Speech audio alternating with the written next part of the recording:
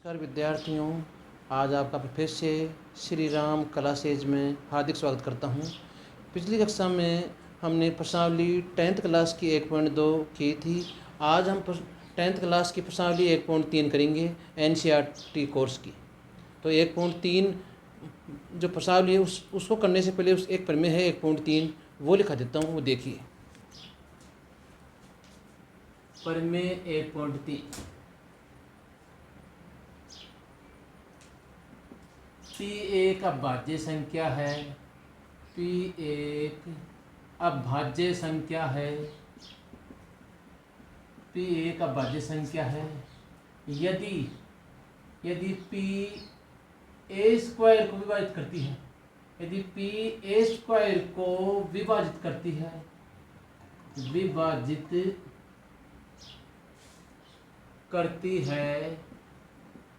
तब P a को भी विभाजित करेगी।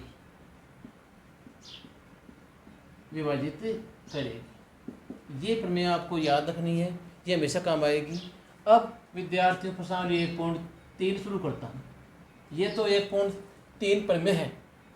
1.3 प्रश्नावली से पहले P एक अभाज्य संख्या यदि P a स्क्वायर को विभाजित करती है तो P a को विभाजित करेगी। जैसे उदाहरण दूँ आपको, 2 क्या है? अभाज्य संख्या है। 2 जैसे 4 के स्क्वायर को विभाजित करती है तो 2 4 को क्या करेगी? विभाजित करेगी। देखिए प्रश्नावली 1.3 है, उसमें क्या है, आपको ऐप में सिद्ध करना पड़ेगा। जैसे कहेगा रूट, पहला क्वेश्चन है, सिद्ध कीजिए रूट 5 एक अप्रमेय संख्या है। लिख देता हूँ पहला क्वेश्चन बोर्ड पे आप। रूट 5 एक अप्रमेय संख्या है। ये 1.3 का पहला क्वेश्चन है विद्यार्थियों। इसको सिद्ध करना है।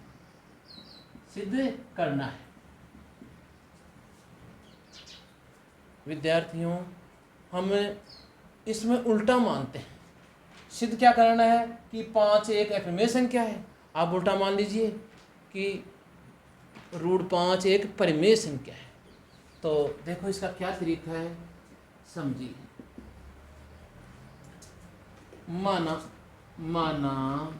माना कि रूट 5 एक परिमेय संख्या है। विद्यार्थियों 2-4 क्वेश्चन किए, इसकी जैसे आप तो सीख जाओगे इसकी लैंग्वेज पूरी। माना रूट 5 एक परिमेय संख्या है। आप जानते हो शुरू की जो पहली क्लास थी मेरी, उस समय मैंने परिमेय संख्या, अप्रमेय संख्या, वास्तविक संख्याएं सब बताया है। तो परिमेय संख्या क्या होती है? जिसको P/Q में लिखा जाए। तो हमने क्या माना, रूट 5 एक परिमेय संख्या है। अगर ये परिमेय संख्या है तो इसको किस में लिखा जाएगा? P/Q में लिखा जाएगा। तो तब अगर रूट 5 परिमेय संख्या है तब क्या इसको किस में लिखा जाएगा विद्यार्थियों? P/Q में, क्योंकि परिभाषा ऐसी बोलती है। परिभाषा में लिखवाया गया था आपको पहली, जो मेरी पहली क्लास थी उसमें, कि परिमेय संख्या क्या होती है? जिसको P/Q में लिखा जाए। P और Q क्या है यहाँ पे? P व Q क्या है? सहअभाज्य संख्या है विद्यार्थी, सहअभाज्य संख्याएं हैं। ये सहअभाज्य क्या होती हैं? यानी 7 में अभाज्य। जैसे P/Q है तो ये जैसे मान लो ये ऐसे हो, 4/7 हो। अब 4 तो क्या है? भाज्य है। भाज्य क्या होती है? जिसमें खुद के अलावा अन्य संख्या आगे भाग जाए। तो 4 में 2 का भाग भी जा रहा है तो 4 तो भाज्य है। 7 कैसी है? अभाज्य है। दोनों 7 अभाज्य है। दोनों को देखो, दोनों किसी पहाड़े से नहीं करती हैं, तो दोनों साथ में क्या है? सहभाज्य है। 4 और 7 दोनों क्या है? साथ में सहभाज्य। तो सहभाज्य क्या हुआ कि इन दोनों, ये P और Q किस संख्या से नहीं करती है? P और Q किस संख्या से नहीं करती हैं, अर्थात इनमें कोई वंशिक गुणनखंड नहीं है, ऐसा हमने मानना है। हमने लिखा है P व Q क्या है? सहभाज्य संख्याएं, अर्थात इनमें कोई वंशिक गुणनखंड नहीं है, यानी किसी पहाड़े से नहीं करती है। ये ऐसे हैं, ये ऐसा रूप है संख्या का। P/Q कैसा रूप है? ऐसा रूप है, क्योंकि ये जैसे 4/7 किसी पहाड़े से नहीं करती हैं दोनों आपस में। कोई ऐसे एक पढ़ा नहीं है जिससे दोनों पढ़ जाएं। तो इस प्रकार 4 और 7 क्या थी? सहभाज्य। इसी प्रकार विद्यार्थियों पी और क्यू क्या है? सहभाज्य संख्याएं हैं। अब जिसके नीचे कुछ नहीं है वहाँ एक लगा सकते हो विद्यार्थियों, और इसको वज्र गुणा कीजिए। तो वज्र गुणा करोगे तो क्या हो जाएगा? पहले जो एक है उसको गुणा करो पी से, क्योंकि भगवान एक होता है, एक से गुणा करते हैं हम। तो पहले एक को पी से गुणा करो, एक पी बोलो चाहे पी बोलो, एक ही बात है, पी बोल देते हैं विद्यार्थियों। √5 को क्यू से गुणा करो तो √5 पहले आएगा, क्योंकि अंगणित पहले आती है, बीज फिर पूंछ होती है, बीज बाद में आती है। पी बराबर क्या आया? √5 की वजह गुणा करने से आ गया। अगली स्टेप क्या है? वर्ग कर दो। वर्ग बोलते हैं दो घात करने को, तो वर्ग कर दो। वर्ग करने पर, वर्ग करने में दो घात लगा दो विद्यार्थियों, इधर भी और इधर भी। पी का तो p² हो जाएगा, और दो घात मतलब क्या है? इसको दो बार गुणा करो, √5q गुणा √5q। अब p² तो विद्यार्थियों ऐसे कैसे? किसी संख्या के रूट लगा है उसका मतलब होता है उसकी आधी घात है। तो देखो 5 के रूट लगा है तो 5 की आधी घात, आधी घात पूरा 5 की एक घात हो जाएगी, 5 की एक घात अर्थात पूरा 5 बन जाएगा गुणा में। और q की एक घात और एक घात q² बन जाएगा विद्यार्थियों। नंबर 1 समीकरण आ गया। अब मैंने बताई थी विद्यार्थियों ऊपर स्टार्टिंग में इस क्लास में कि p एक अभाज्य संख्या है। यदि p a² को विभाजित करती है तो p a को भी क्या करेगी? विभाजित करेगी। तो यहाँ विद्यार्थियों जैसे 6 है, 6 में 2 का भाग जाता है, कितनी बार जाता है? 3 बार। तो यह गुणा में क्या आया? 6 के बराबर में गुणा में क्या आया? 2 आया। तो 6 क्या है? 2 से क्या है? विभाजित है, क्योंकि 6 के बराबर में क्या आ रहा है? 2 आ रहा है गुणा में। तो इसी प्रकार यहाँ भी विद्यार्थियों p² की जो बराबर है वहाँ कितना आ रहा है? 5 आ रहा है। तो p², चूँकि p² किसी वजह है 5 से, p² 5 से भाज्य है। क्यों है? जिस प्रकार विद्यार्थियों 2 से 6 क्या है? भाज्य है, क्योंकि 2 आ रहा है बराबर में इसके गुणा में। तो यहाँ बराबर में क्या आ रहा है? p² के 5 आ रहा है। तो p² किससे भाज्य हुआ? 5 से। तो पहले पढ़ी हमने कि यदि a² p से भाज्य है, p a² को भाज्य करता है तो p a को करेगा। तो इसी प्रकार यहाँ भी p² 5 से भाज्य है तो p भी 5 से भाज्य होगा, p भी 5 से भाज्य होगा विद्यार्थियों, p भी 5 से भाज्य होगा। भाज्य मतलब p के अंदर भी 5 का भाग जाएगा, क्योंकि p² में किसका भाग जा रहा है? 5 का। कैसे देखा? क्योंकि p² बराबर क्या आ रहा है? 5 आ रहा है इधर। जैसे यहाँ 6 बराबर क्या आया था? 2 आया था, तो 6 2 से भाज्य हुआ था, नहीं हुआ था? इसी प्रकार ये p² किससे भाज्य हुआ? 5 से। तो फिर में क्या बोलती है? अगर p² 5 से भाज्य है तो p भी क्या होगा? 5 से भाज्य होगा, और 5 से भाज्य होगा तो p बराबर 5 के लिख सकते हैं अपन। इसलिए p बराबर क्या लिख सकते हैं? 5 के। के क्या है? एक पूर्णांक है, के एक पूर्णांक है। ये 5 के क्यों लिखा? क्योंकि p 5 से भाज्य है, तो बराबर में क्या आना चाहिए? 5 आना चाहिए। 5 आ रहा है बराबर, साथ में गुणा में कुछ भी आ सकता है। अब p बराबर 5 के समीकरण 1 में रखने पर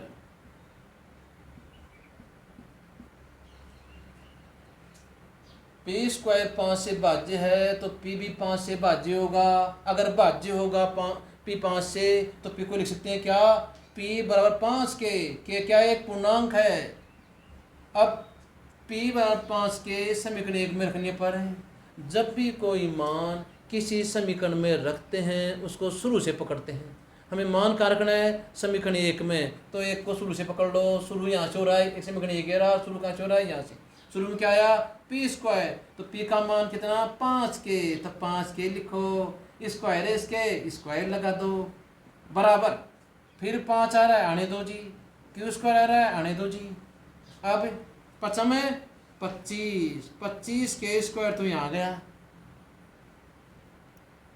हाँ विद्यार्थियों, मैं बता रहा था, ये वर्ग खोला आपने तो 5 को 5 से गुणा करो 25, के की 2 घात लग गई, 25 के स्क्वायर बराबर 5 क्यू स्क्वायर।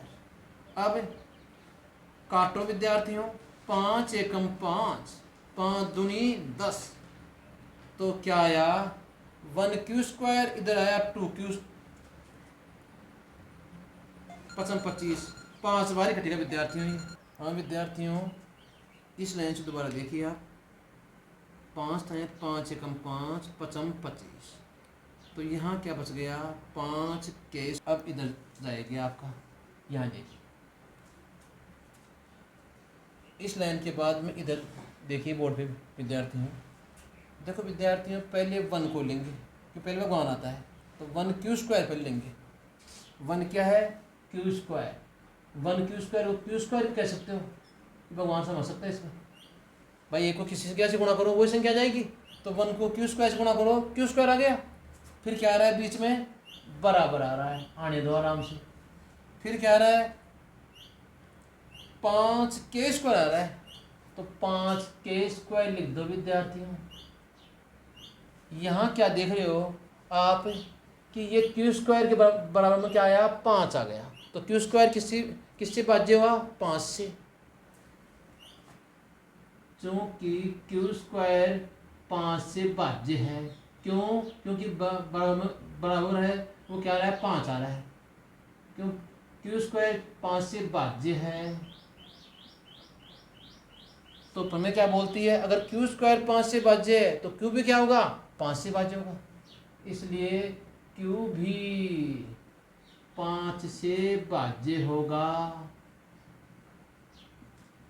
भाज्य होगा तो क्या होगा, क्यू बराबर क्या लिख सकते हैं 5 के। जरूरत ही नहीं है लिखने की, रहने दो इतना है। क्यू स्क्वायर 5 से भाज्य है तो क्यू भी क्या होगा 5 से भाज्य होगा। विद्यार्थियों हमने शुरू में बोला था कि पी व क्यू क्या है सहभाज्य, यानी किसी पाड़ी से निकलती है, तो ये तो ऐसा रूप था, ऐसा माना था हमने रूप। भाई पी और क्यू कैसी हैं सहभाज्य, यानी किसी पाड़ी से निकलती हैं। लेकिन ये तो दोनों देखो, पी किससे भाज्य हुआ, पी 5 से भाज्य हो गया और क्यू भी किससे भाज्य हो गया 5 से। तो इस प्रकार क्या देखा, इस प्रकार पी व क्यू दोनों किससे भाज्य हैं, दोनों 5 से भाज्य हैं, जो क्या है विरोधाभास है विद्यार्थियों। क्योंकि हमने जो बात बोली शुरू में कि पी क्यू सहभाज्य हैं, तो सहभाज्य मतलब कोई चीज़ में कॉमन नहीं है, किसी से भाज्य नहीं है ये, तो यहाँ शुरू में तो ये यहाँ भाज्य हो गए, तो ये गलत बात हो गई, इसका शुरू की बात का विरोध कर रहा है, जो क्या है जो कि विरोधाभास है, विरोधाभास है। ऐसा क्यों हुआ, ऐसा हमारी गलत कल्पना के कारण हुआ, ऐसा हमारी गलत कल्पना के कारण हुआ, कल्पना के कारण हुआ। अतः रूढ़ 5 क्या है, एक अपरिमेय संख्या है।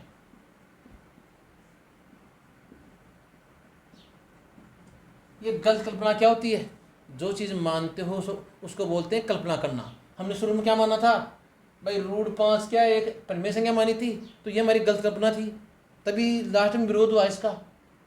अतः रूढ़ 5 क्या मानेंगे, अब एक अपरिमेय संख्या है, सिद्ध हो गई है। इसका आप स्क्रीनशॉट ले सकते हैं विद्यार्थियों। इसी टाइप का एक उदाहरण बता रहा हूँ आपको, जिससे और भी अच्छा समझ में आ जाएगा। फिर 1-2 उदाहरण आपको दे दूँगा करने के लिए मैं। देखो जैसे उदाहरण नंबर 9 है प्रश्नावली 1.3 का, क्या है, सिद्ध करो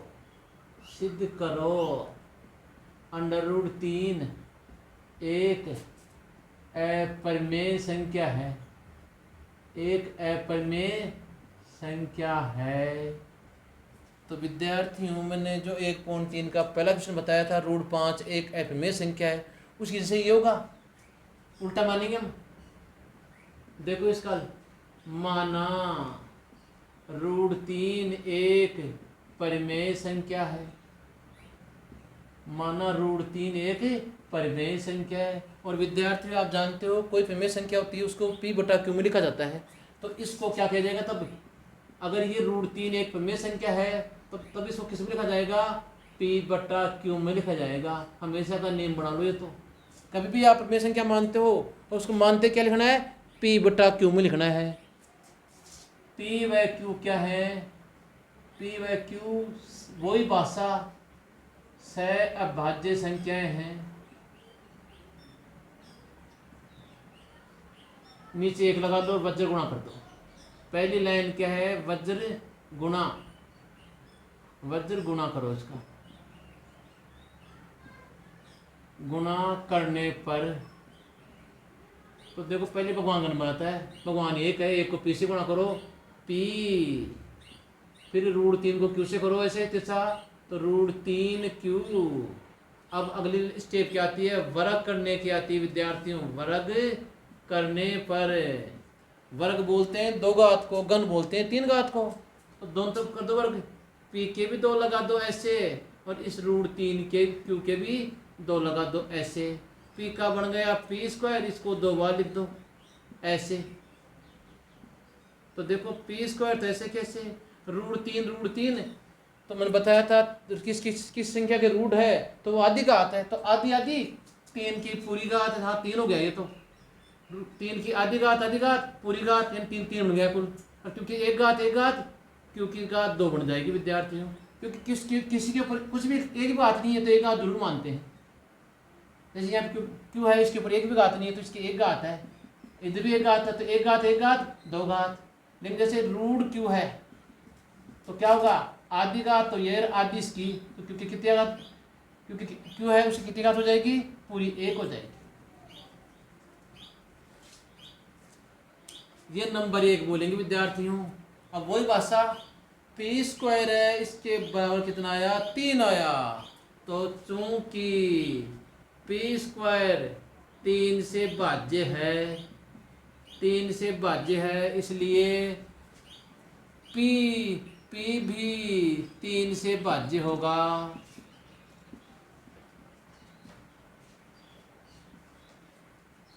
अब विद्यार्थियों अगर P भी 3 से भाज्य होगा तो P के बराबर क्या मान सकते हैं, 3 के मान सकते हैं। वो कहाँ रखना है, इसलिए P भी 3 से भाज्य होगा, इसलिए क्या होगा, P बराबर 3 के। और P बराबर 3 के कहाँ रखना है, P बराबर 3 के समीकरण 1 में रखने पर, वही लैंग्वेज समीकरण 1 में रखने पर, वहाँ 5 के आया था या 3 के आया, अगर 2 का 2 किया जाएगा, क्या दिक्कत है। जब भी कोई मान किसी समीकरण में रखते हैं उसको शुरू से पकड़ते हैं। हमें मान समीकरण 1 में रखना है, शुरू से पकड़ लिया साहब। शुरू में क्या आया, P², P का मान 3K, तो ये P है, यहाँ क्या रखना है, 3K। ये 3K रख दो ऐसे के ऐसे, कोष्ठक बनाकर, बराबर ऐसे कैसे, 3Q² ऐसे कैसे विद्यार्थियों। इसका स्क्वायर खोल दो, वर्ग खोल दो इसका। 3 का वर्ग तो 9 होता है, K का K² होता है विद्यार्थियों, और इधर 3Q² आ जाएगा। तो देखो काटो, 3 एकम 3, 3 तिया 9। तो पहले भगवान का नंबर आता है, भगवान इधर है 1, इधर 3 है, तो 1 को Q² से गुणा करो, Q² आ जाएगा, और बराबर आपका इधर लिख दिया भाई, Q² तो पहले, फिर बीच में क्या आ रहा है, बराबर लिख दो, फिर क्या बच रहा है, 3K²। तो देखो चूंकि Q² 3 से भाज्य है, इसलिए Q भी 3 से भाज्य होगा। आपने क्या देखा विद्यार्थियों, शुरू में क्या माना था भाई, PQ क्या है, सहभाज्य, मतलब कैसे थे, ऐसे रूप था, PQ ऐसे थे, ये कैसे हैं, चारों साथ कैसे हैं, किसी पहाड़ी से निकलते हैं, इनमें कोई गुणखंड कॉमन नहीं है, कोई गुणखंड उभयनिष्ठ नहीं है, किसी पहाड़ी से निकलते हैं ये। लेकिन हमने तो देखो क्या बोला, P भी 3 से भाज्य हो रहा है, Q भी 3 से भाज्य हो रहा है, तो क्या देख रहे हो, इस प्रकार लास्ट में क्या हो गया, P व Q दोनों 3 से भाज्य हैं, दोनों 3 से भाज्य हैं, जो कि विरोधाभास है, जो कि कैसा भास है, विरोधाभास। क्योंकि आपने शुरू में क्या बोला, पी क्यू सहभाज्य संख्या है, किसी पहाड़ी से नहीं करती हैं, लेकिन आप तो क्या बोल रहे हो कि पी भी 3 से भाज्य हो रहा है, क्यू भी 3 से भाज्य हो रहा है, दोनों 3 से भाज्य हैं, तो ये गलत बात हो गई। तो इसको क्या बोलेंगे, जो कि विरोधाभास है। ऐसा क्यों हुआ, ऐसा हमारी गलत कल्पना के कारण हुआ। अतः रूढ़ 3 एक अपरिमेय संख्या है।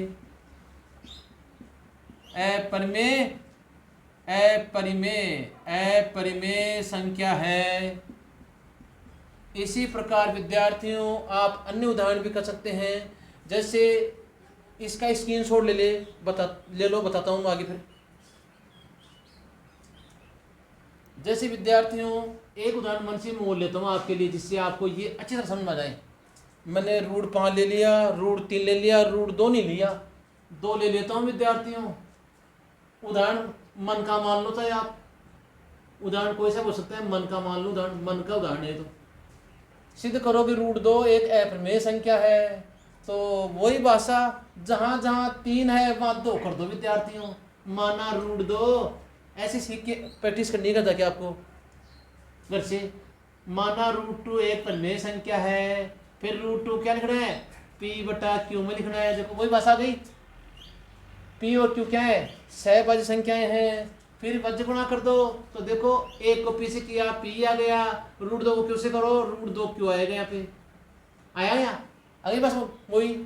फिर वर्ग कर दो, तो पी का स्क्वायर, इधर क्या है रूट 2, तो रूट 2 क्यू का स्क्वायर कर दो। फिर ये रूट 2 क्यू की घात 2 है, तो ये 2 बार आ जाएगा विद्यार्थियों ऐसे। अब देखो रूट 2 की एक घात, एक आधी घात, पूरी घात, पूरा 2 बन गया विद्यार्थियों। यानी जहां जहां 3 था वहां 2 कर दो। अब पी स्क्वायर किससे भाज्य हुआ, यहाँ 3 से लिखा हुआ या तो, लेकिन आप 2 से लिखो क्योंकि 2 आ रहा है। पी स्क्वायर के बराबर कितना आ रहा है, 2 आ रहा है। तो पी स्क्वायर किससे भाज्य, 2 से। तो पी किससे भाज्य होगा, पी भी 2 से भाज्य होगा। फिर अगर भाज्य होगा तो P बराबर जहाँ 3 के था वहाँ क्या कर दो, 2 के कर दो विद्यार्थियों। फिर लिख दो P बराबर 2 के, समीकरण 1 रखने पर समीकरण 1 को शुरू से पकड़ लिया, P स्क्वायर आया तो P का मान कितना, 2 के। यहाँ P की क्या रखो, 2 के रखो ऐसे। स्क्वायर है लगा दिया, बराबर है लगा दिया, ये 2Q स्क्वायर है तो 2Q स्क्वायर लिखो यहाँ पे। अब विद्यार्थियों यहाँ देखिए आगे स्टेप इसकी, 2Q स्क्वायर, तो देखो ऐसे के ऐसे, 2 का वर्ग करो 4K स्क्वायर आएगा। वहाँ 3 का वर्ग किया 9 आया था, 5 का 25 आया था, तो यहाँ 2 का वर्ग कितना आएगा, 4। अब काटो, 2 एकम 2, 2 दूनी 4। तो देखो पहले भगवान का नंबर है 1Q स्क्वायर, अर्थात Q स्क्वायर बोल सकते हो। फिर क्या आया, बराबर बराबर, फिर क्या बच रहा है, 2K स्क्वायर, तो यहाँ 2K स्क्वायर कर दो। तो देखो Q स्क्वायर किससे भाज्य हुआ, 2 से, क्योंकि जो Q स्क्वायर है उसके बराबर कितना आया, 2 आ गया। तो Q स्क्वायर किससे भाज्य हुआ, 2 से भाज्य हुआ। तो Q भी किससे भाज्य होगा, 2 से। इस प्रकार देखो P भी 2 से भाज्य हो गया और Q भी 2 से भाज्य हो गया। तो लिख सकते हैं P व Q दोनों किससे भाज्य हैं, 2 से। ऐसा जो कैसी बात है, विरोधाभास। क्योंकि आपने क्या बोला था, P Q सहभाज्य संख्याएं हैं, तो ऐसा क्यों हुआ, हमारी गलत कल्पना के कारण हुआ। अतः रूट 2 क्या है, एक अपरिमेय संख्या है। इस प्रकार विद्यार्थियों आप अन्य क्वेश्चन कल करना, रूट 7 करना, रूट 11 करना और रूट 17 करना। फिर आपकी करना इसी अंदाज में, बिल्कुल आपकी अच्छी प्रैक्टिस हो जाएगी। आप इसका स्क्रीनशॉट ले लें विद्यार्थियों। मैंने उदाहरण बताए, 1.3 का पहला क्वेश्चन बताया, 1.3 प्रमेय बताई।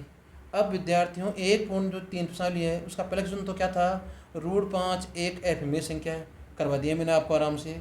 फिर क्या है, क्वेश्चन नंबर 2 क्या है आपका, वो देखिए।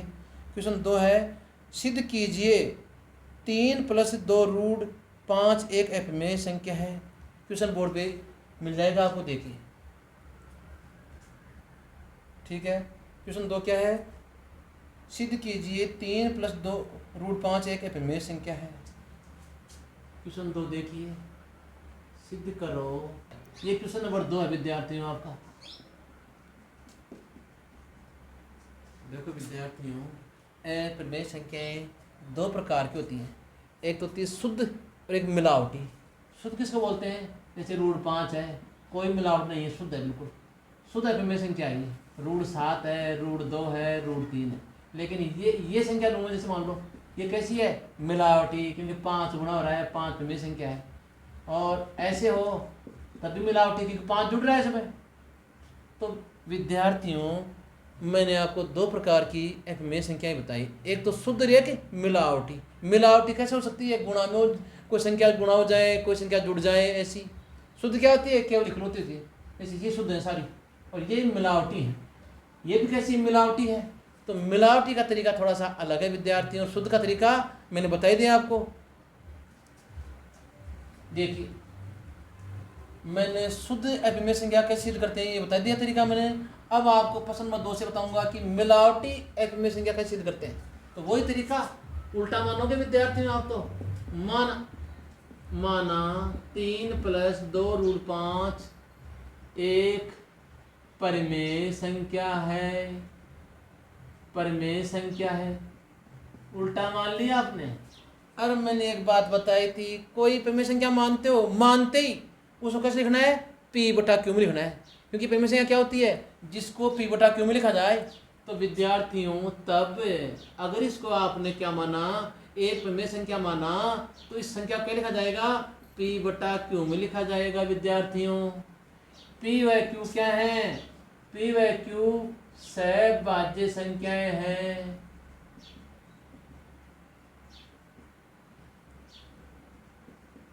अब आगे देखो विद्यार्थियों, इसका तरीका थोड़ा सा अलग है। इसमें जो आपकी शुद्ध अपमेय संख्या उसका मान निकालना है। ढूंढो कहाँ दिखती शुद्ध अपमेय संख्या। इसमें कहाँ दिख रही है? इस स्टेप में देखो। ये तो परिमेय है साहब, ये 2 भी क्या है? परिमेय। ये शुद्ध अपमेय संख्या, इसका मान निकाल लो। तो √5 बराबर P/Q, 2 भी साथ में रहने दो इसके, यानी ये पद रह गया यहाँ पे। ऐसे कैसे? P/Q भी ऐसे कैसे बराबर में, लेकिन ये 3 जाएगा उधर। भाई ये शुद्ध अपमेय संख्या ये है आपकी, तो इस पद को पूरा रोक लिया आपने। ऐसे कैसे? ये पद रुक गया आपका, ऐसे कैसे? फिर उधर कौन जाएगा? 3 उधर जाएगा आपका। तो किसका हो जाएगा? माइनस का, क्योंकि 3 इधर प्लस का है। संख्याएं उधर जाएगी तो प्लस की माइनस में, माइनस की प्लस में होती हैं। आगे देखो विद्यार्थियों, 3 उधर गया तो माइनस का हो गया। P/Q ऐसे कैसे? अब भी क्या आपका जो शुद्ध अपमेय संख्या उसका मान निकला क्या? नहीं निकला। 2 गुना हो रहा है भी तो इसके, 2 उठाओ इसका। तो √5 बराबर P/Q ऐसे कैसे? 3 भी ऐसे कैसे? ये 2 कहाँ गया? ये 2 नीचे जाएगा विद्यार्थियों। 2 इसके नीचे भी चल जाएगा, इससे इसके नीचे भी चल जाएगा। आपको समझ में आ गया विद्यार्थियों? देखिए, ये 2 कहाँ गया? इस P/Q के नीचे भी आ गया देखो। तो और 3 नीचे भी तो आ गया। तो देखो P/Q क्या थी? एक परिमेय संख्या थी। अब 2 नीचे लगा दिया तब भी क्या रहेगी? एक परिमेय रहेगी। और 3/2 भी क्या है? एक परिमेय संख्या ही है। तो √5 क्या हो गई? परिमेय संख्या हो गई। क्योंकि किसी परिमेय संख्या में कोई परिमेय संख्या घटाओ, क्या आएगी? परिमेय संख्या आती है।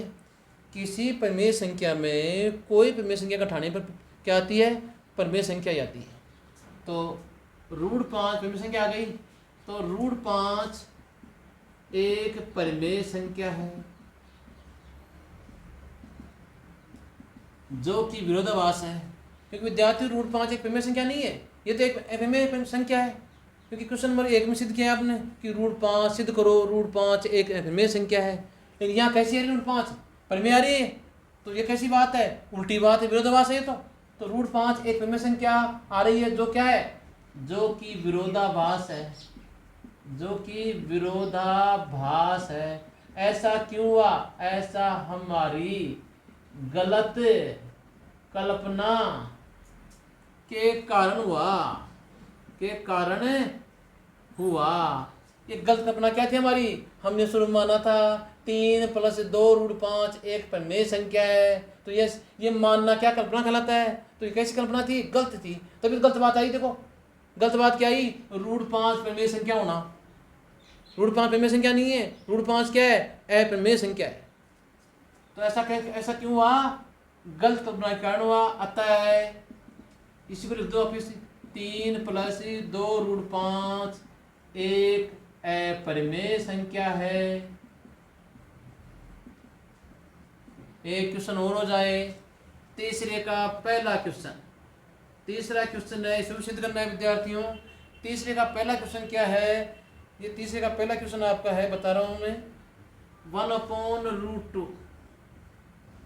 इसको भी सिद्ध करना है कि ये अपरिमेय संख्या है। उल्टा मानते हैं, माना कि, इसका हल भी देख लो विद्यार्थियों। माना कि 1/√2 एक परिमेय संख्या मानते हो विद्यार्थियों। आप तो हमेशा उल्टा ही मानना पड़ता है इसको। और जिसको परिमेय मानते हैं उसको किस में लिखा जाता है? P/Q में लिखा जाता है। तब 1/√2 तो आप कैसे इसको किस में लिखा जाएगा? P/Q में। वही भाषा PQ क्या है? सहभाज्य संख्याएं हैं विद्यार्थियों, मतलब किसी पहाड़ी से नहीं कटती हैं ये।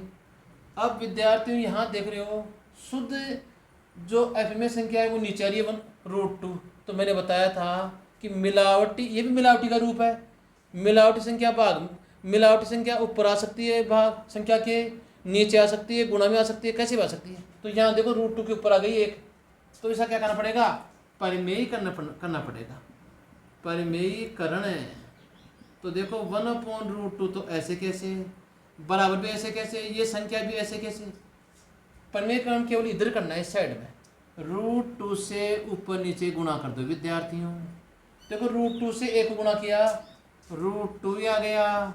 और √2 को √2 से गुणा करो, पूरा 2 बन जाता है, क्योंकि आधी घात पूरी घात 2 की बराबर कितना आया? P/Q। क्या कर दो विद्यार्थियों? इसका वज्र गुणा कर दो। वज्र गुणा में क्या करो? केवल ऐसे ही गुणा करो आप, इसको एकांतर से बोलते हैं। एकांतर से केवल इधर ही गुणा कर दो। क्यों? क्योंकि हमें जो शुद्ध है ना, ये शुद्ध वाली, इसी का मान निकालना है।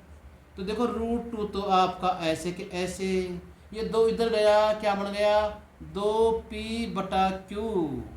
तो अब विद्यार्थियों थोड़ा इधर देखिए इसको बोर्ड पे। P/Q क्या था? एक परिमेय संख्या थी। अगर ये 2 से गुणा हुई तब भी क्या रहेगी? परिमेय संख्या रहेगी। तो √2 क्या आ गई? परिमेय संख्या आ गई। तो वही बात हो गई, √2 एक परिमेय संख्या है। परिमेय संख्या है जो कैसा है? जो कि विरोधाभास है। जो कि कैसा भास है? विरोधाभास है, यानी गलत बात है। क्योंकि √2 तो आपको मैंने सिद्ध करके बताया था, अपरिमेय संख्या होती है √2। लेकिन यहाँ कैसी आ रही? √2 परिमेय संख्या आ रही है। ऐसा क्यों हुआ? ऐसा हमारी गलत कल्पना के कारण हुआ विद्यार्थियों। अतः 1/√2 क्या है? एक अपरिमेय संख्या है। क्लास आपको पसंद आ रही है विद्यार्थियों, तो उसको ज़्यादा से ज़्यादा शेयर करें। अब आप इसका स्क्रीनशॉट ले लें। 1.3 विद्यार्थियों, मैंने आपको पहला क्वेश्चन करा दिया, दूसरा क्वेश्चन करा दिया, तीसरे का पहला क्वेश्चन करा दिया। अब तीसरे का दूसरा क्वेश्चन चलेगा। तीसरे का दूसरा क्वेश्चन 7√5 वाला, इसको सिद्ध करना है भाई ये एक अपरिमेय संख्या है। माना 7√5 एक परिमेय संख्या है। वही तरीका, वही भाषा विद्यार्थियों। और परिमेय संख्या होती है उसको क्या लिखते हैं? उसको P/Q में लिखते हैं। तो यहाँ लिख देंगे 7√5 बराबर क्या जाएगा? P/Q। P/Q क्या है? वही भाषा सहभाज्य संख्याएं हैं। अब मैंने बताया था ये मिलावटी अपरिमेय संख्या सिद्ध करने वाला क्वेश्चन है। ये 7√5 क्या है? मिलावटी अपरिमेय संख्या वाला क्वेश्चन है। इसमें जो शुद्ध अपरिमेय संख्या है √5, इसी का मान निकालेंगे विद्यार्थियों। तो √5 बराबर क्या हो जाएगा, देखिए P/Q तो आपका पहले से आ रहा है इधर, ये 7 कहाँ जाएगा, गुणा में है तो बटे में जाएगा। अब P/Q क्या थी, एक परिमेय संख्या थी, इसको 7 से नीचे भाग कर दिया तो भी क्या रहेगी, ये परिमेय संख्या रहेगी। तो √5 क्या आ गई, परिमेय संख्या आ गई, परिमेय संख्या। तो √5 एक परिमेय संख्या है। परिमेय संख्या होना क्या है, होना क्या है, होना विरोधाभास है। ऐसा क्यों हुआ, ऐसा हमारी वही भाषा आप जान गए होंगे, लिख देंगे भाषा वो। अगला तीसरा क्वेश्चन देखिए इसका, तो ये भी मिलावटी का ही है। ये क्या क्या क्वेश्चन है, तीसरा क्वेश्चन आपका है 6 + √2। ये भी मिलावटी है। सिद्ध करो कि ये संख्या भी क्या है, एक अपमेय संख्या है। तो वही तरीका माना कि 6 + √2 एक परिमेय संख्या है, परिमेय संख्या है। तब परिमेय संख्या को क्या करते हैं, बटे में लिखा जाता है विद्यार्थियों। लिख दिया P/Q, और P/Q क्या है, सहभाज्य संख्याएं हैं। ये लैंग्वेज आपको तो याद हो गई विद्यार्थियों। अब आपको बताया था इसमें देखो 6 तो क्या है, अपमेय संख्या है, √2 क्या है, अपमेय संख्या है। तो बस इस शुद्ध जो अपमेय संख्या है, शुद्ध जो अपमेय संख्या, इसका मान निकाल लो, बस इसका मान निकालना है। तो √2 तो ऐसे कैसे, P/Q भी ऐसे कैसे, 6 उधर जाएगा उस साइड में बराबर के, किसका जाएगा, माइनस का। तो √2 बराबर क्या जाएगा, P/Q क्या है, परिमेय संख्या है, 6 क्या है, परिमेय संख्या है। किसी परिमेय संख्या में परिमेय संख्या घटाने से परिमेय आती है, तो √2 क्या आ गई, परिमेय संख्या आ गई। तो वही भाषा, √2 परिमेय संख्या होना, परिमेय संख्या होना विरोधाभास है। कैसा भास है, विरोधाभास। ऐसा क्यों हुआ, ऐसा हमारी गलत कल्पना के कारण हुआ। अतः 6 + √2 एक अपरिमेय संख्या है। ये प्रश्नावली विद्यार्थियों आपकी पूरी हो गई उदाहरण सहित। अब आप इसका स्क्रीनशॉट ले लें। मैं प्रश्नावली 1.4 बताऊंगा आपको इसके बाद में। विद्यार्थियों प्रश्नावली 1.3 पूर्ण हो गई आपकी। अब 1.4 शुरू करने जा रहा हूँ। इसमें 2 सूत्र हैं, वो जरूर ध्यान रखें। क्या है, देखिए पहला, x P/Q क्या है, एक परिमेय संख्या है, एक परिमेय संख्या है। x का दशमलव प्रसार, भाई x क्या है, एक परिमेय संख्या है, तो x का दशमलव प्रसार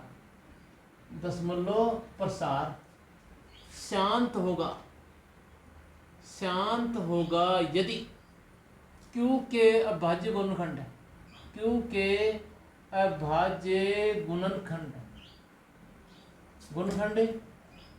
2m गुणा 5n के रूप के हों, n के रूप के हों। नंबर दूसरा सूत्र, x बराबर P/Q एक परिमेय संख्या है, परिमेय संख्या है। x का दशमलव प्रसार अशांत होगा यदि Q के अभाज्य गुणनखंड 2m गुणा 5n के रूप के नहीं हो। इसके लिए विद्यार्थियों प्रश्नावली में कुछ क्वेश्चन लेके बताता हूँ मैं इस सूत्र के बारे में, फिर आपको अच्छा समझ आएगा। 1.4 प्रश्नावली शुरू करता हूँ विद्यार्थियों। पहला क्वेश्चन, पहले का पहला क्वेश्चन स्क्रीन पे है विद्यार्थियों, देखिए क्या क्वेश्चन स्क्रीन पे। बिना लंबी विभाजन प्रक्रिया के बताइए कि निम्नलिखित परिमेय संख्याओं के दशमलव प्रसार शांत है या अशांत आवर्ती है। विद्यार्थियों, आपको ये कहा इस पहले क्वेश्चन में, जैसे पहले क्वेश्चन आपने बोर्ड पे देखा होगा, 13 बटा कितना है 3125। इसमें क्या बोला भाई, भाग मत दो, लंबा भाग करते हो आप, भाग मत करो, बिना भाग के बताओ आप तो कि इसका दशमलव प्रसार शांत है या अशांत। तो विद्यार्थियों मैं करता हूँ सामने बिना भाग दिए सूत्र के हिसाब से। पहले मानूंगा विद्यार्थियों, माना x क्या है, यह आपकी संख्या है, परिमेय संख्या है कि रूप कैसा, p बटा q जैसा। p का मान 13 है, q का मान नीचे वाली संख्या है 3125 है। अब आपको सूत्र क्या लिखा हुआ है कि q के भाज्य गुणनखंड करो आप। q क्या क्या जो q है उसका क्या करना है, अब भाज्य गुणनखंड है। तो q बराबर कितना 3125। इसके अब भाज्य गुणनखंड साइड में बताता हूँ विद्यार्थियों, देखिए स्पीड से। इसमें दो भाग नहीं जाएगा क्योंकि कहीं 0 2 4 6 8 नहीं है, 3 का भाग है। अंकों के जोड़ में अगर 3 का भाग जाए तो संख्या में 3 का भाग जरूर जाएगा। जोड़ करो 7 1 8 3 11 हो रहा है, 11 में 3 का भाग नहीं जाता तो संख्या में 3 का भाग भी नहीं जाएगा। 5 का भाग जाएगा क्योंकि जिसका कहीं 0 या 5 हो उसमें 5 का भाग जाएगा। 5 का भाग दिया आया 625, फिर 5 का जाएगा आया 125, फिर 5 का जाएगा आया 25, फिर 5 का दिया आया 5। तो क्या है विद्यार्थियों, q का मान 3125 है। इसके अभाज्य गुणनखंड कितने आए, 5 गुणा 5 गुणा 5 गुणा 5, 4 बार आ गए, गुणा करो वापिस आ जाएगा।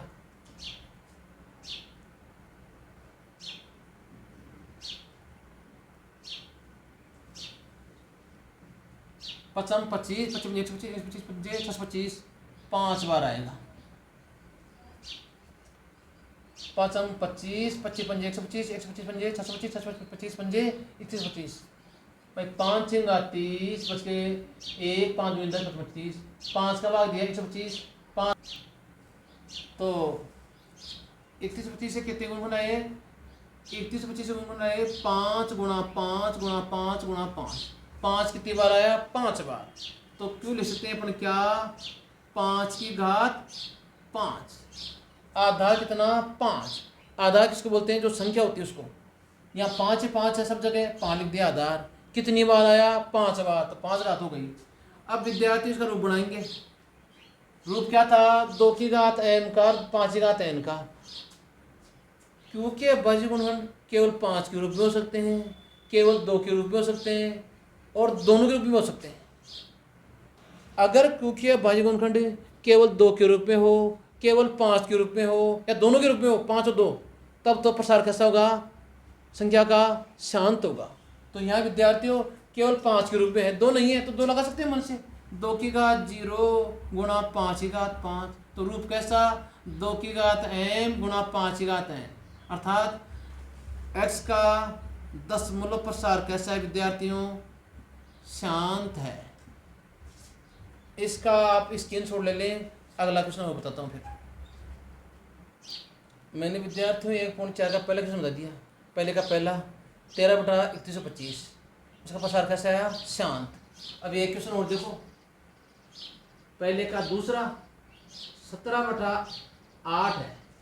संख्याओं को x मान लो, इसको 17 बटा 8। रूप कैसा, p बटा q जैसा। q का मान 8 है, q के क्या करो, अब भाज्य गुणनखंड 2 गुणा 2 गुणा 2, तो क्या हो गया, 2 की घात 3 हो गई क्योंकि 2 3 बार आया। क्यों ऐसे कैसे, 2 की घात 3 ऐसे कैसे, गुणा 5 है नहीं तो 5 की घात 0 लगा लो, लेकिन आगे लगाओ 0 को। 2 की घात 3 गुणा 5 की घात 0, क्योंकि रूप कैसा होता है सूत्र का, 2 की घात m गुणा 5 की घात n, ये सूत्र का रूप है। तो प्रसार कैसा है x का दशमलव प्रसार कैसा है, शांत। एक क्वेश्चन और देखो विद्यार्थियों, इसका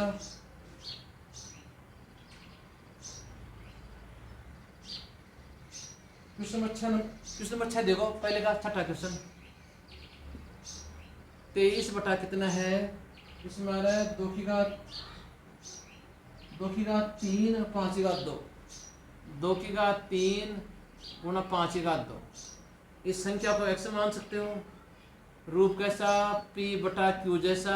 Q के भाजक गुणनखंड आपके किए हुए तैयार हैं, 2 की घात 3 गुणा 5 की घात 2। तो रूप कैसा, 2 की घात m गुणा 5 की घात n। तो कैसा प्रसार है इसका, इसलिए x का 10 मूल्यों प्रसार कैसा है विद्यार्थियों, शांत है। तो इन क्वेश्चनों से क्या निष्कर्ष निकला कि कोई संख्या x परिमेय संख्या है, उसका 10 मूल्यों प्रसार शांत होगा। कब होगा, यदि q के भाज्य गुणनखंड कैसे हो, केवल 2 के रूप में हो। अगर केवल 2 के रूप में है तो 5 का जरूर लगा लो, और केवल 5 के रूप में हो। अगर केवल 5 के रूप में है तो 2 की घात जरूर लगा लो, और दोनों के रूप में हो, 2 5 दोनों हो। जैसे इस क्वेश्चन में दोनों है, देखो 2 भी आया और 5 भी आया, तो प्रसार कैसा होगा, शांत। और अशांत कब होगा, किसी परिमेय संख्या के जो q है उसके अभाज्य गुणनखंडों में 2 5 के अलावा अन्य कोई संख्या आ गई, जैसे 3 आ गया, 7 आ गया, तब प्रसार कैसा होगा, अशांत। एक क्वेश्चन देखिए इसका भी,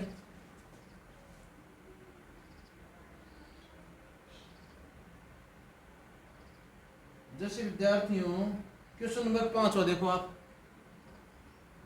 इसको अक्सर मान लेते हैं।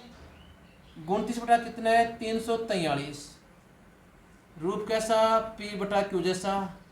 इसका इस Q क्या देखा, Q कितना है, 343 है। Q के गुणन करो, 7 3 बार आएगा जी। Q कैसे तोड़ोगे आप, 7 कितने बार आएगा, 3 बार आएगा। यहाँ 49 आ जाएगा, यहाँ 7 और फिर 7, तो 7 कितने बार आया, 3। तो Q क्या, क्योंकि जो गुणनखंड वो क्या हो गए, 7 की घात 3। तो देखो इसमें 2 नहीं आया, ना 5 आया। अगर 2 5 आ भी जाता और 7 भी होता, तब भी इसका प्रसार कैसा होता, अशांत।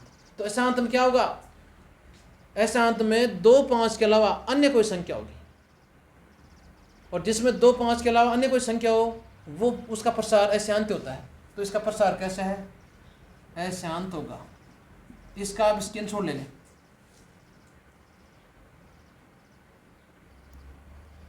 विद्यार्थियों 1.4 है, मैंने इसका पहले क्वेश्चन है उसके 3 क्वेश्चन करा दिए। अब दूसरा क्वेश्चन क्या बोल रहा है कि जो ऊपर पहले क्वेश्चन में जिनका दसवां प्रसार शांत है उनको लिखी हुई है। भाई जिनका पहले क्वेश्चन में दसवां प्रसार शांत है उनको लिख के बताओ। पहला क्वेश्चन तो क्या था भाई, दसवां प्रसार शांत है या अशांत, केवल बताना था इसको। तो और दूसरे में क्या करना है भाई, जिनका दसवां प्रसार शांत है उसको लिख के बताओ। जैसे पहले का जो पहला क्वेश्चन था वो क्या था, 13 बटा 3125 था। अब इसका प्रसार कैसा था, दसवां प्रसार शांत था, तो उसको लिख के बताना है आपको।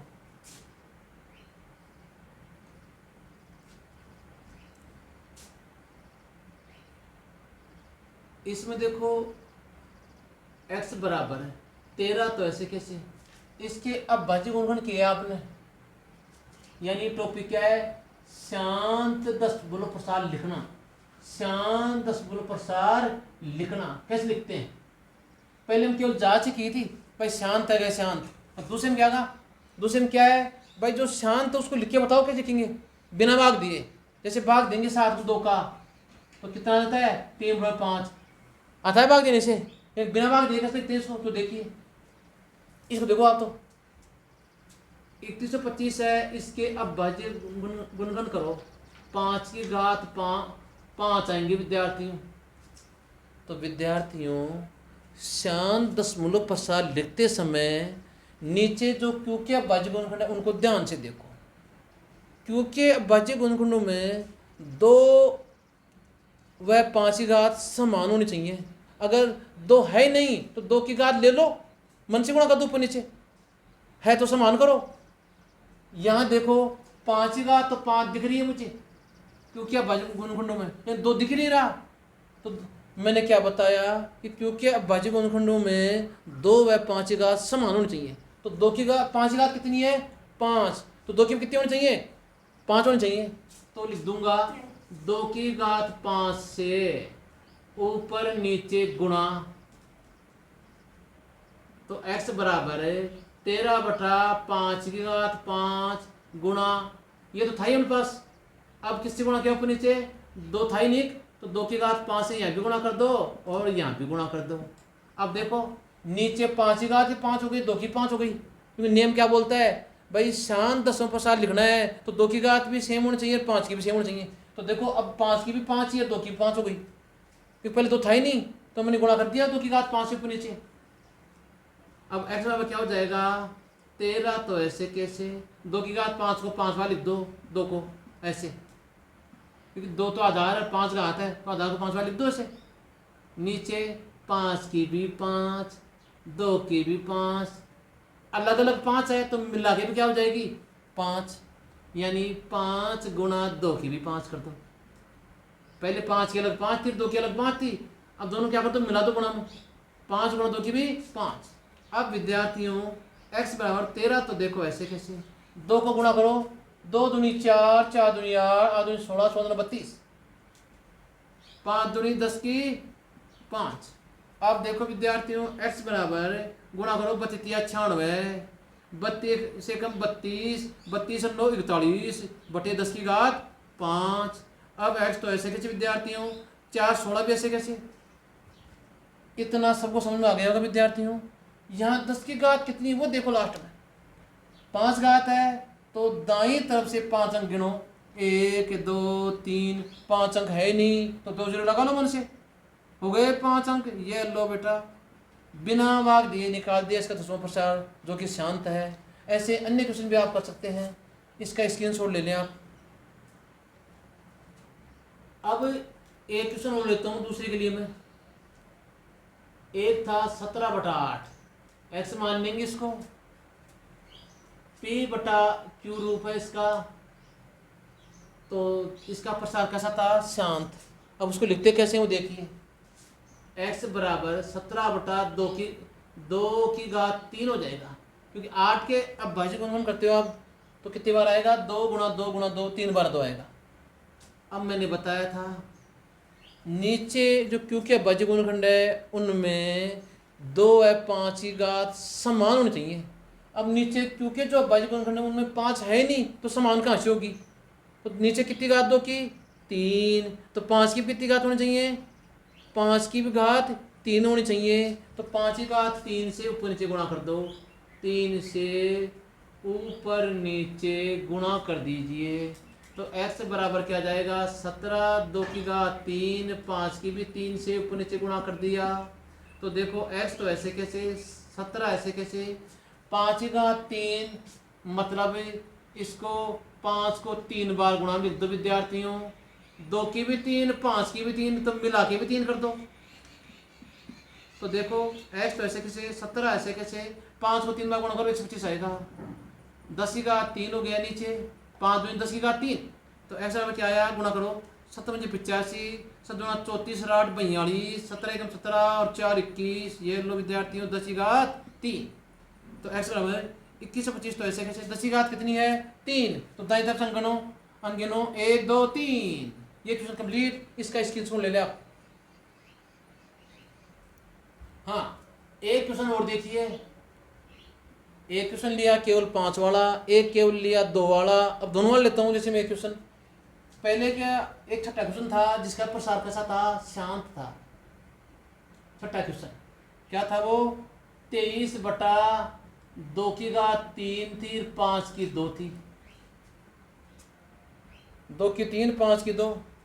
देखो विद्यार्थियों पहला काम तो मानते ही हो, रूप कैसा p/q जैसा। मैंने बताया था शांत दसवां प्रसार लिखते समय क्योंकि अभाज्य गुणनखंडों में 2 व 5 की घात कैसे होनी चाहिए समान, 2 भी है 5 भी है लेकिन घात समान नहीं है।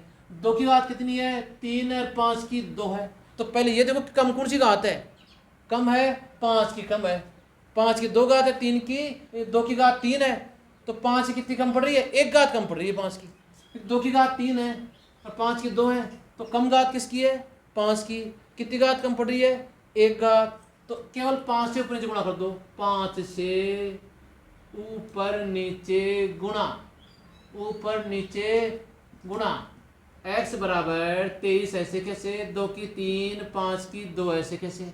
अब 2 की तो 3 है, 5 की 1 घात कम पड़ रही है, तो 5 की 1 घात से गुणा कर दो, तो ये 2 रे 3 हो जाएगी, ऊपर नीचे 5 की 1 घात से गुणा कर दिया। एक घात लगाओ चाहे नहीं लगाओ, एक ही बात है। तो एक्स बराबर क्या आया, 23 पंजे 115, फिर 5 गुणा कर लो।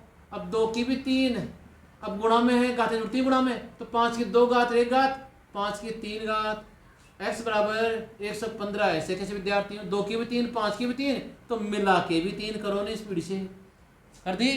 अब एक्स बराबर 115, तो ऐसे कैसे विद्यार्थियों, 5 दूनी 10 की 3, तो विद्यार्थियों x बराबर 115 ऐसे कैसे, 10 की घात कितनी है, 3 है, तो 3 के बाद 10 बोलो, 1 2 3।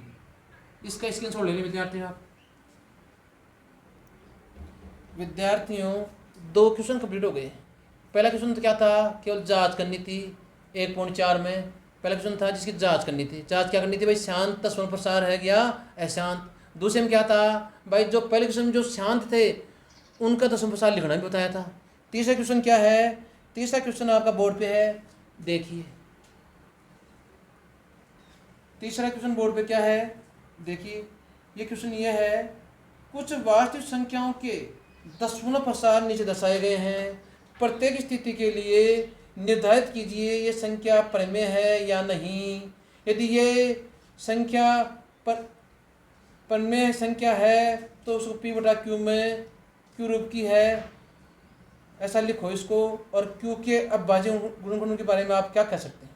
यही विद्यार्थियों तीसरे का पहला क्वेश्चन है आपका 1.4 में। देखिए क्या क्वेश्चन है ये, 43, फिर गिनती लिखी हुई है 1 2 3 4 5 6 7 8 9। प्रश्न में क्या बोला, क्या ये परिमेय संख्या है। हाँ विद्यार्थियों, कैसे, क्योंकि इसको पी बटा क्यू में लिखा जा सकता है। देखिए कैसे, पहले इसको x मान लीजिए, दशमलव उठाइए, दशमलव मतलब 10, 10 10 यानी दशमलव यानी 10 ले लीजिए, ले लिया। अब दशमलव की इधर कितने अंक दाई तरफ, 9 अंक गिन लो आराम से, तो 10 की घात 9 लगा दीजिए विद्यार्थियों। तो रूप कैसा, p बटा q जैसा, तो ये एक परिमेय संख्या है। फिर क्या बोला भाई, q के जो अविभाज्य गुणनखंड है उनके बारे में बोलो आप। तो q का मान कितना आया अपने, 10 की घात 9 आया। इसके करो अविभाज्य गुणनखंड, 10 को तोड़ो, 2 गुणा 5 घात 9 को ऐसे रहने दो, कोई दिक्कत नहीं है। तो q के अविभाज्य गुणनखंड क्या है, 2 की भी 9 5 की भी 9। इतना ही करना था विद्यार्थियों इसमें। अगले क्वेश्चन देखो, इसका दूसरा प्रश्न, दूसरा प्रश्न इसका विद्यार्थियों है, ये कह रहा है, इसमें आ रहा है क्या, दशमलव, फिर 120, फिर ऐसे आ रहा है, फिर ऐसे आ रहा है, फिर विद्यार्थियों इस संख्या का दशमलव प्रसार आप देख रहे हो, अशांत है। अशांत जिसका दशमलव प्रसार होता है वो परिमेय भी हो सकती है, अभिमेय भी हो सकती है। लेकिन अभिमेय कब होती है, जब किसी संख्या का दशमलव प्रसार अशांत हो और दशमलव के बाद में अंक असमान अंक लगातार आते जाएं। जैसे पहले यहाँ क्या आया, 12 आया, 1 2, फिर 0 आ गया, फिर 12 आ गया, फिर 2 0 और आ गई, तो असमान अंक लगातार आते जा रहे हैं इसमें। तो इसमें दशमलव के बाद कैसे हैं, दशमलव के बाद असमान अंक लगातार आ रहे हैं विद्यार्थियों। इसलिए ये संख्या कैसी है, ये संख्या अपरिमेय संख्या है। इन दोनों प्रश्नों को आप स्क्रीनशॉट ले लें। मैं तीसरा क्वेश्चन, हाँ विद्यार्थियों प्रश्न नंबर 3 के 2 क्वेश्चन कहा दिए मैंने आपको। पहला तो क्या था, परिमेय संख्या थी आपकी, क्योंकि बाजुओं में बता दिए मैंने। दूसरी अपरिमेय संख्या है, नहीं बताएंगे इससे कुछ भी। नंबर तीसरा क्वेश्चन देखो, इसका तीसरे का तीसरा क्या है, एक्स मान लेंगे संख्या को, संख्या थी 43 पॉइंट, फिर लिखा हुआ आपके आगे लिखा हुआ है 43 पॉइंट, गिनती लिखी हुई विद्यार्थियों 1 2 3 4 5, 1 2 3 4 5 6 7 8 9, फिर यहाँ लगा हुआ बार, तो पहली बात तो ये बोला कि क्या ये परिमेय संख्या है। विद्यार्थियों, परिमेय संख्या वो होती है जिसको P बटा Q में लिखा जाए। तो इसको P बटा Q में लिख के बताऊंगा आपको मैं। अगर लिख जाएगी ये तो परिमेय संख्या बना नहीं है। तो देखो इसको ध्यान से, ये बार लगा हुआ, इसके बार का मतलब होता है कि ये अंक कितनी बार आ सकते हैं। आपकी इच्छा की बात है, आप अनुसार ले सकते हैं। आप जैसे 1 2 3 4 5 6 7 8 9, 1 2 3 4 5 6 7 8 9, डेट इज नंबर 1 से बोलते हैं इसको। एक्स मान ली संख्या को हमने और नंबर 1 बोल दिया, 2 बार ले लिया। जिन संख्याओं के ऊपर बार लगा उसको कितनी बार लिया हमने? 2 बार। देखो एक बार तो यहाँ लिया, एक बार यहाँ, और भी कितनी बार ले सकते हैं। अब विद्यार्थियों, जितने अंकों पे बार है दशमलव के बाद में, यानी दशमलव यानी 10, दशमलव के बाद में कितने अंकों में बार है? 9 अंकों पर। तो 10 का 9 से गुणा कर दो, 9 से दोनों तरफ गुणा करने पर, इधर गुणा किया 10 की घात 9x, इधर गुणा किया 43.1 2 3 4 5 6 7 8 9, 1 2 3 4 5 6 7 8 9, डेट इज गुणा 10 की घात 9। 10 की घात 9 तो इधर तो ऐसे कैसे विद्यार्थियों? इधर विद्यार्थियों 10 की जितनी घात है उतना ही दशमलव इधर खिसक जाएगा दाईं तरफ। तो देखो विद्यार्थियों 10 की घात 9 है तो दशमलव यहाँ से 9 स्थान खिसक जाएगा, यहाँ आ जाएगा। यानी 43 1 2 3 4 5 6 7 8 9, दशमलव यहाँ आ गया। अब केवल एक ही संख्या बची है आपकी, एक बार ही बची है तो संख्या। लेकिन मैंने बताया था इसके ऊपर बार लगा हुआ था, तो कितनी बार ले सकते हैं? तो समीकरण में कितनी बार थी? ये 2 बार थी। यहाँ बची कितनी? 1 बार। तो एक बार और ले लो, आप मन से ले सकते हैं। 1 2 3 4 5 6 7 8 9, डेट इज नंबर 2। अब समीकरण 2 में से 1 घटाने पर, तो देखो 10 की घात 9x में से ये घटाएंगे, इसको x बोल सकते हो चाहे 1x लगा लो, एक ही बात है। इधर का इधर के में, इधर का इधर के में, इधर का उधर के में। तो देखो 43.1 2 3 4 5 6, इसमें नहीं विद्यार्थियों, इस नीचे वाले में 43 1 2 3 4 5 6 7 8 9, 1 2 3 4 5 6 7 8 9, 1 2 3 4 5 6 7 8 9, घटाएंगे क्या? माइनस, या डेट है थे माइनस 43.1 2 3 4 5 6 7 8 9, 1 2 3 4 5 6 7 8 9। अब ये कैसे घटाएंगे? नीचे देखो विद्यार्थियों, ये संख्या क्या थी? 43 1 2 3 4 5 6 7 8 9, 1 2 3 4 5 6 7 8 9, 1 2 3 4 5 6 7 8 9। समीकरण 2 में यही संख्या थी आपकी, ये वाली संख्या विद्यार्थियों। समीकरण 2 में देखो यही संख्या थी आपकी। अब इसमें से घटानी कौन सी है? नंबर 1 की संख्या क्या थी? 43 पॉइंट। तो देखो दशमलव के सिद्ध में दशमलव 43.1 2 3 4 5 6 7 8 9, 1 2 3 4 5 6 7 8 9, दशमलव के बाद में 2 बार आए थे अंक, सारे अंक। तो ये तो कटेंगे तो शून्य कट गया काम, 0 बच गया। तो 0 और 9 में 3 गया तो 6, 8 में 4 गया तो 4, 7 का 7, 6 का 6, 5 का 5, 4 का 4, 3 का 3, 2 का 2, 1 का 1, ऐसे। यानी क्या बच गया फाइनल? पहले इधर उठाओ 10 की घात 9, तो 10 की घात 9 क्या हुआ? 10 की 1 के साथ में 9 जीरो आएंगे साहब, ये लो जी, 1 के साथ में 9 जीरो आएंगे। देखो ऐसे आ गई 3 3 6 3 9, घटाना क्या है? 1 है। तो 10 में 1 गया तो 9, फिर 9, फिर 9, फिर 9, फिर 9, फिर 9, फिर 9, फिर 9, फिर 9। तो कितनी बार आएगा? 9 बार 9 आता है घटाने से। 10 का 9 में से 10 का 9 मतलब इतना हो गई संख्या आपकी ये। इसमें से क्या घटाना है आपको? 1 यानी 1 घटाना है। तो कितना बचेगा? 9 बार 9 बचेगा, यानी 9 9 9 9 9 9 9। और x दोनों में आ ही रहा है, x तो बाहर बचेगा कम।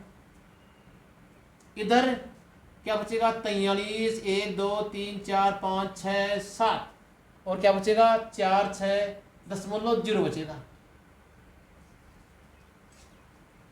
घटाना आपको समझ में आ गया होगा विद्यार्थियों। आगे देखिए x का मान निकालेंगे तो 43, 1 2 3 4 5 6 7 4 6 बटे 9 कितनी बार आया, इतनी बार आया, 9 बार आया, 3 3 6 3 9।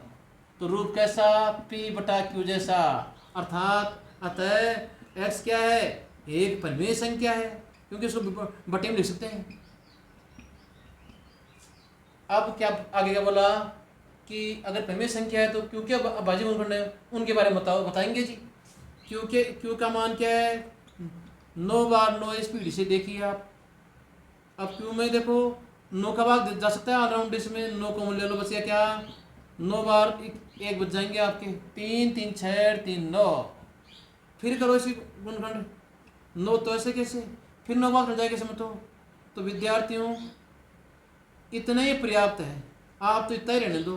फिर आगे कह सकते हो क्यू के अभाज्य गुणनखंड, क्यू के अभाज्य गुणनखंड 9 2 व 5 के अलावा 2 व 5 के अलावा अन्य संख्याएं हैं, अन्य संख्याएं हैं। भाई 2 5 तो नहीं आएगा इसमें, 2 5 के अलावा क्या है, अन्य संख्याएं हैं।